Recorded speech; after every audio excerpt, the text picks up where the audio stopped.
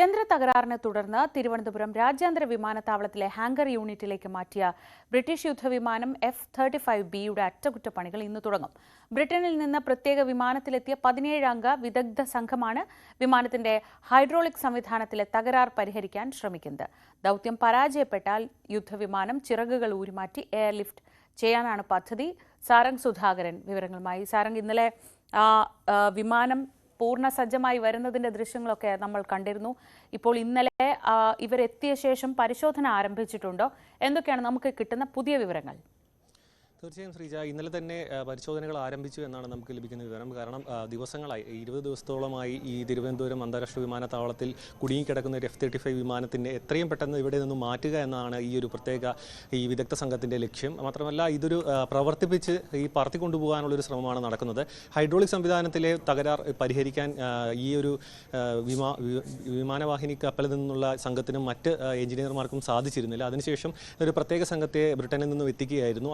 ഇവരുടെ പ്രധാന ലക്ഷ്യം എന്ന് പറയുന്നത് ഈ ഹൈഡ്രോളിക് സംവിധാനത്തിൻ്റെ തകരാർ എത്രയും പെട്ടെന്ന് പരിഹരിക്കുക, അതിനുശേഷം ഇവിടെ നിന്നും വിമാനം എത്രയും പെട്ടെന്ന് മാറ്റുക. കാരണം ഒരു അഭിമാന പ്രശ്നം എന്ന തരത്തിലേക്ക് ഈ ഒരു കാര്യം മാറിയിട്ടുണ്ട്. കാരണം ഈ ഒരു അന്താരാഷ്ട്ര തലത്തിൽ ഇത്രയും അപ്ഡേറ്റഡ് ആയിട്ടുള്ള ഒരു സാങ്കേതിക വിദ്യയുള്ള ഒരു വിമാനം ഇങ്ങനെ മറ്റൊരു രാജ്യത്ത് കുടുങ്ങിക്കിടക്കുക എന്ന് പറയുന്നത് അത് അവരുടെ പ്രതിരോധ സംവിധാനത്തിനും മറ്റും വളരെ കളങ്കം വരുത്തുന്നൊരു സംഭവമാണ്. മാത്രമല്ല, ഈ ഒരു യന്ത്ര തകരാർ പരിഹരിക്കാൻ കഴിയുന്നില്ല എന്നത് ഈ ഒരു വിമാന നിർമ്മാണ കമ്പനി ലോക്കി ഹെഡ് എന്നുള്ള ഒരു വിമാന കമ്പനിയുടെയും ഈ ഒരു റെപ്യൂട്ടേഷനെ ബാധിക്കുന്ന ഒരു കാര്യമായി മാറിയിരിക്കുന്നു. കാരണം ഈ ലോകത്ത് തന്നെ ഏറ്റവും പ്രധാനമായിട്ടുള്ള യുദ്ധവിമാനങ്ങൾ നിർമ്മിക്കുന്ന കമ്പനിയാണ് ഈ ഒരു F-35B എന്ന വിമാനം നിർമ്മിച്ചിരിക്കുന്നത്.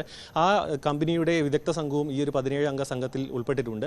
ഈ ഒരു ബ്രിട്ടനിൽ നിന്നുള്ള ഈ ഒരു സംഘവും എഞ്ചിനീയറിംഗ് സംഘവും മാത്രമല്ല, ഇതിനൊപ്പം തന്നെ ഈ ഒരു വിമാന നിർമ്മാണ കമ്പനിയുടെ വിദഗ്ധ സംഘവും കൂടി ഒരുമിച്ചാണ് ഈ ഒരു സംഘത്തിലുള്ളത്. ഇവരുടെ പ്രത്യേക പരിശോധനയ്ക്ക് ശേഷം എന്തൊക്കെ മാറ്റങ്ങൾ വരുത്തണം, എന്തൊക്കെ രീതിയിലുള്ള തകരാറുകളുണ്ട്, അത് എങ്ങനെയൊക്കെ പരിഹരിക്കാമെന്ന് പരിശോധിച്ച ശേഷം കൃത്യമായ പഠനത്തിന് ശേഷം മാത്രമായിരിക്കും ഇതിനെ തകരാർ പരിഹരിക്കുന്ന ഘട്ടത്തിലേക്ക് കിടക്കുക.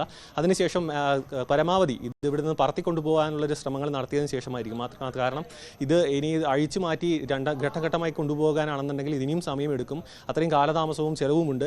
അതിന് പകരം ഇവിടെ നിന്ന് തന്നെ കാര്യങ്ങൾ പരിഹരിച്ചു കൊണ്ടുപോവുകയാണെന്നുണ്ടെങ്കിൽ കാര്യങ്ങൾ എളുപ്പമാണ്. അതുകൊണ്ട് എത്രയും പെട്ടെന്ന് ഇത് പരിഹരിച്ച് ഇവിടെ നിന്ന് പറത്തിക്കൊണ്ടുപോകാനുള്ള ശ്രമമാണ് നിലവിൽ നടക്കുന്നത്. ശ്രീജ, ശരി. സാരംഗാണ് വിവരങ്ങൾ നൽകിയത്.